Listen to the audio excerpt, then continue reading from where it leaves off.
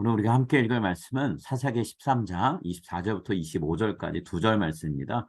우리 한 목소리로 같이 읽도록 하겠습니다. 24절, 25절 우리 같이 한 목소리 읽습니다.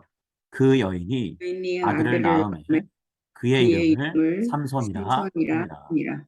그 아이가 자라매 다음에 여호와께서 여호와께서 그에게 그에게 복을 복을 주시더니 주시더니 소라와 소라와 에스타올 사이 아스타올 사이에 마하네단에서 마하네단에서 여호와의 여호와의 영이 그를 그를 움직이기 움직이기 시작하였더라. 네. 시작하셨더라. 아멘. 네. 오늘은 일을 행하시는 여호와라는 제목으로 말씀을 같이 나누도록 하겠습니다.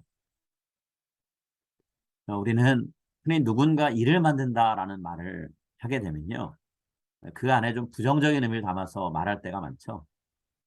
가만히 있으면 될 거를 굳이 일을 만들어 가지고 사람 고생시킨다. 뭐 예를 들어 이런 얘기할 때 여기서 일을 만든다고 하는 건 안 해도 될 일을 한다는 얘기인 거잖아요. 근데 이 일을 만든다라는 게 꼭 부정적인 의미만 있는 건 아니죠. 긍정적인 의미를 갖고서 일을 할 때도 있어요. 나 혼자서는 도저히 엄두도 내지 못할 일들인데 누군가가 계획을 하고 이뤄냈을 때 우리가 이런 말 하죠. 아, 그 사람이 결국에 큰 일을 냈구나. 이렇게 얘기합니다. 근데 이때는 부정적인 의미가 아니잖아요. 성경은 하나님이 이 긍정적인 의미에서 일을 만드시는 분이다라는 말씀을 자주 합니다. 하나님의 말씀 선포하고 왕을 지키는 친위대 틀 아래 갇혀 있었던 예레미야 선지자한테 하나님이 어떤 분인가를 말씀하실 때 이 긍정적인 의미의 일을 만드신 하나님에 대한 이야기를 하셨어요. 자, 예레미야 33장 2절과 3절입니다. 우리 한번 같이 읽을까요? 일을 행하시는 여호와, 그것을 만들며 성취하시는 여호와, 그의 이름을 여호와라 하나니가 이와 같이 이르시도다. 너는 내게 부르짖으라. 내가 내게 응답하겠고 내가 알지 못하는 크고 은밀한 일을 내게 보이리라. 여러분, 감옥에 갇혀서 오도 가도 못하는 신세가 되었습니다. 아무것도 할 수 없는 신세가 된 이 예레미야한테 하나님이 부르짖으라고 말씀하셨어요.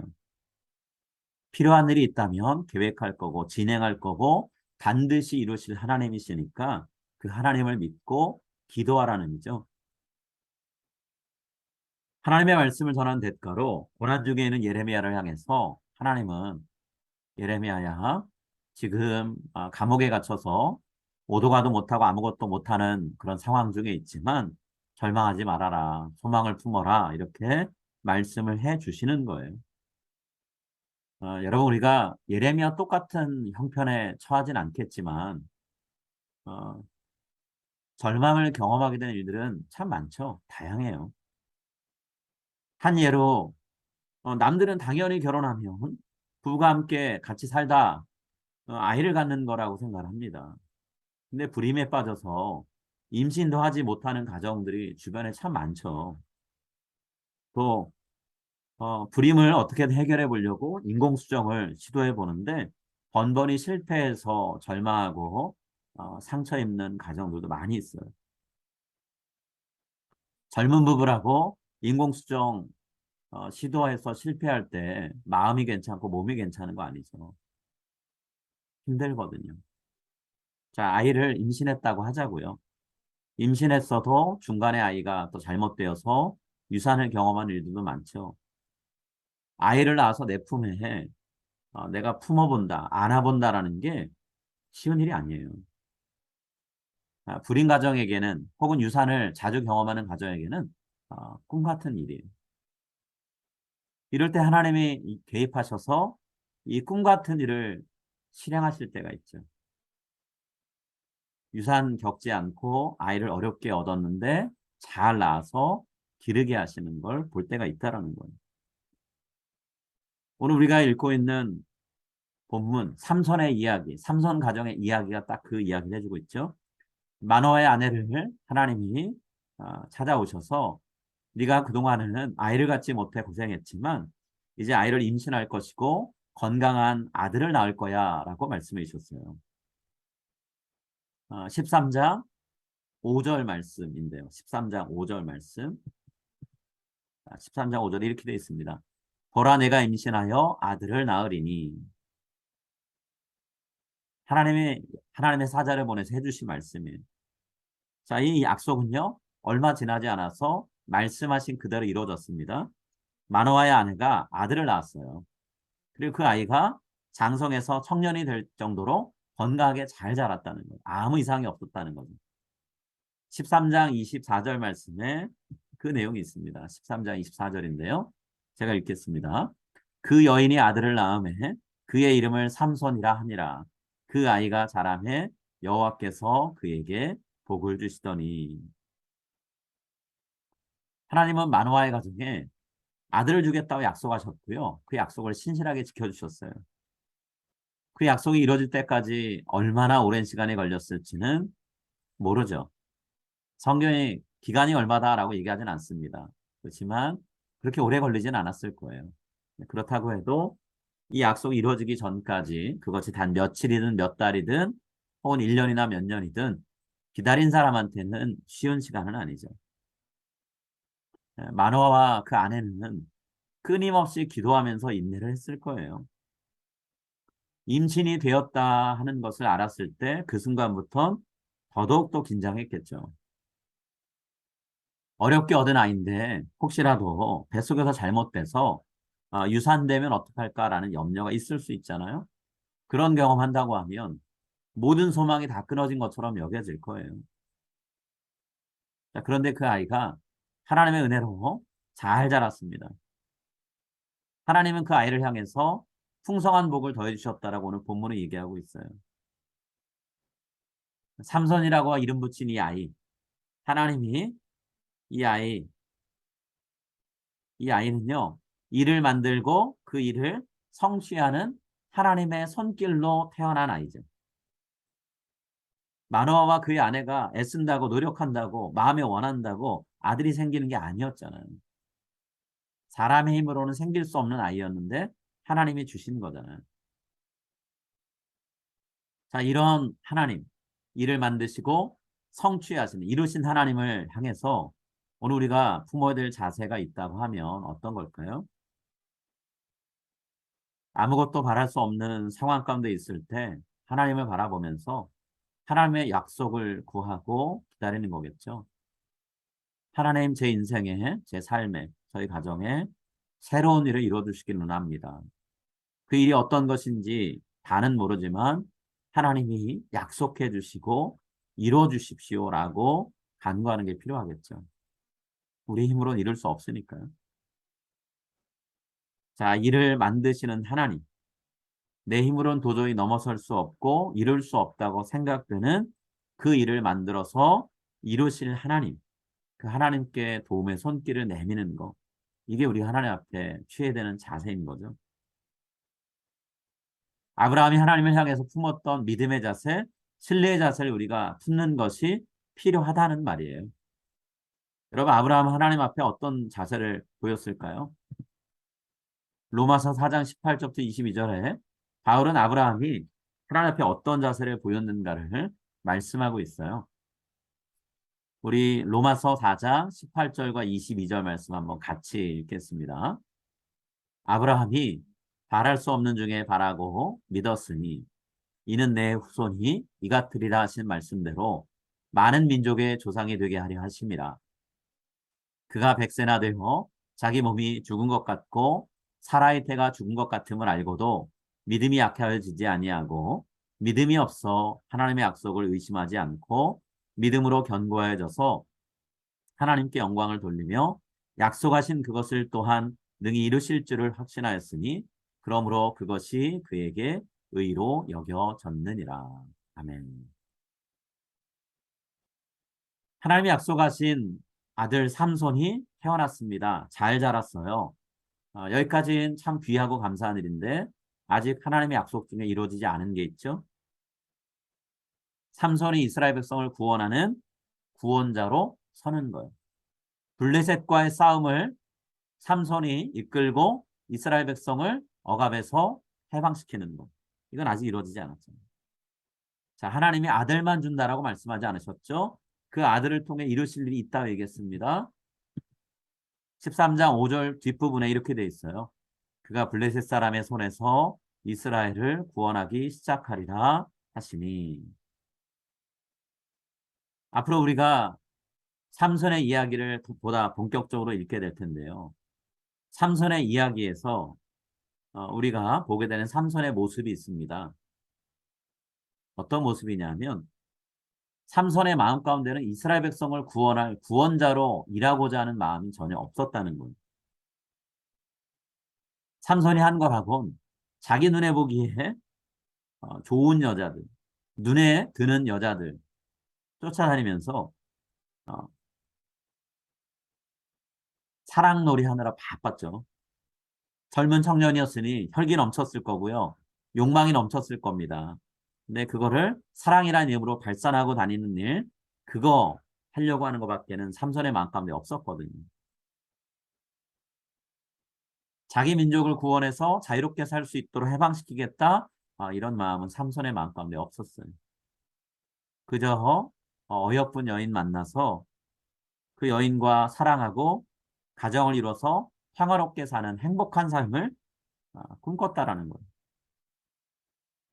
이런 삼손을 어느 누가 하나님의 계획하신 구원자가 되도록 이끌어갈 수 있을까요? 만들어갈 수 있을까요?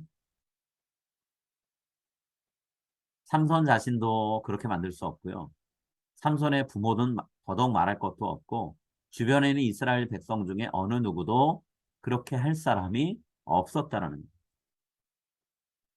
삼손을 변화시킬 분은 오직 한 분이요. 이를 만드시고 성취하시는 하나님밖에 안 계셨다는 거예요. 마음도 없는 사람의 마음을 동기부여하고 그 마음이 지속되도록 하는 것, 그 마음이 생긴 대로 일하게 하는 것, 그 사람 힘으로 안 되거든요. 오늘 본문은 하나님이 그래서 삼손의 삶 속으로 들어오셨다는 얘기를 하고 있어요.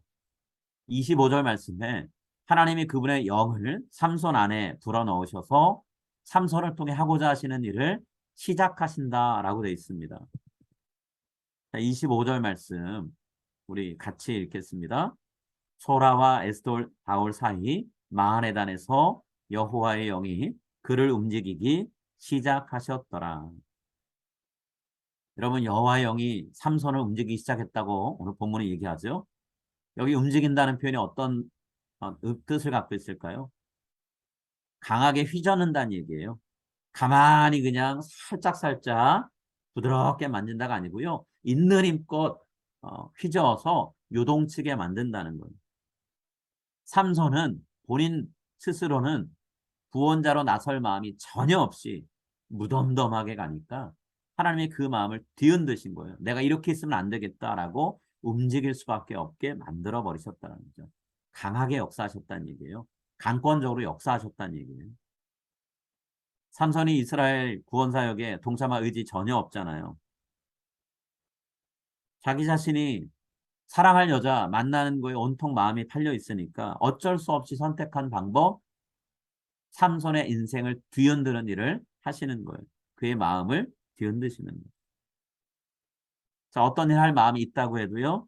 그걸 감당할 능력이 없으면 또 아무것도 안 되죠. 하나님은 삼손을 움직이기 시작했다는 것을 통해서 삼손에게 마음뿐만 아니라 힘도 주셨다라는 거예요. 뒤이어 나오는 내용들 우리가 읽어보게 될 텐데 앞으로요. 그 내용들을 읽어보면 하나님이 삼손에게 블레셋 사람들과 싸워서 이길 수 있도록 힘을 주셨다는 걸 알 수가 있어요. 그러면 마음이 없는 사람에게 마음을 주고 그 다음에는 감당할 능력을 줬다는 건 쉽게 얘기하면 어떤 얘기일까요? 하나님이 블레셋에게서 이스라엘을 구원한 이 일을 시작하는 것부터 진행하고 결론 짓는 것까지 다 하나님이 혼자 다 하셨다는 얘기예요. 물론 삼손을 통해 하셨습니다. 그런데 삼손은 적극적인 참여자가 아니었고요. 수동적인 도구였다는 거예요.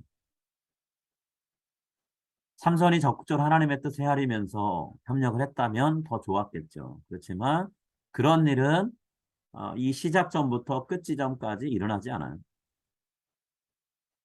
삼손의 마음 가운데 하나님을 의식하는 마음이 없었습니다. 더더욱이 하나님을 두려워하는 마음, 경외심은 없었어요. 하나님의 강권적인 역사의 도구로서 사용되기는 했지만 하나님과 동행하는 삶을 살았냐? 그렇진 않다라는 거예요. 안타깝죠. 우리가 잘 아는 사사 중에 한 명이 삼손인데 저를 통해 하나님이 수많은 블레셋 사람들을 죽이셨는데 죽인 것이 삼손이 하나님의 뜻에 순종하고 굴복해서 일어난 일이 아니었다는 거예요.